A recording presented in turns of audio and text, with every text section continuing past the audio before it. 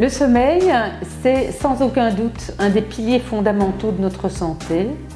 Et intuitivement, on le sait parce qu'on a tous vécu des périodes, soit où on se privait de sommeil, soit où on avait un mauvais sommeil.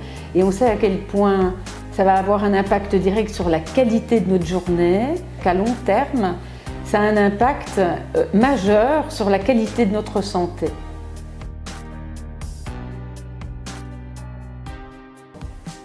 Alors déjà, c'est de consacrer suffisamment de temps à cette activité, parce que le sommeil, c'est un phénomène où on n'est pas du tout passif, mais c'est une période pendant laquelle on est très actif au niveau cérébral, mais partout dans notre organisme.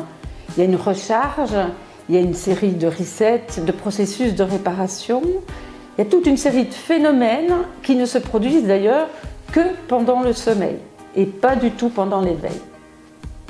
Alors dans les conseils essentiels, il y a vraisemblablement de se dégager des ennemis bien connus du sommeil. Et je citerai les boissons excitantes, trop de café, trop de thé ou trop de boissons excitantes, mais aussi de se dégager des faux amis du sommeil. L'alcool, par exemple, en fait partie, il fait partie des faux amis. On pourrait citer la télé dans la chambre également. Alors, il est primordial de veiller à un contraste entre le jour et la nuit.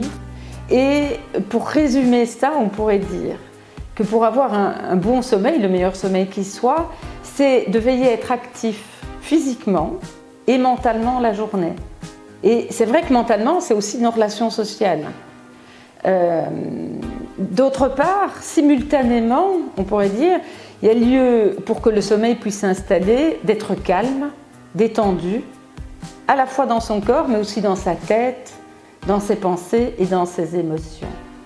Et évidemment, cette période particulièrement difficile, passée et encore présente, a rendu les choses difficiles, parfois pour être actif, et parfois ou souvent pour être calme dans son corps et dans sa tête.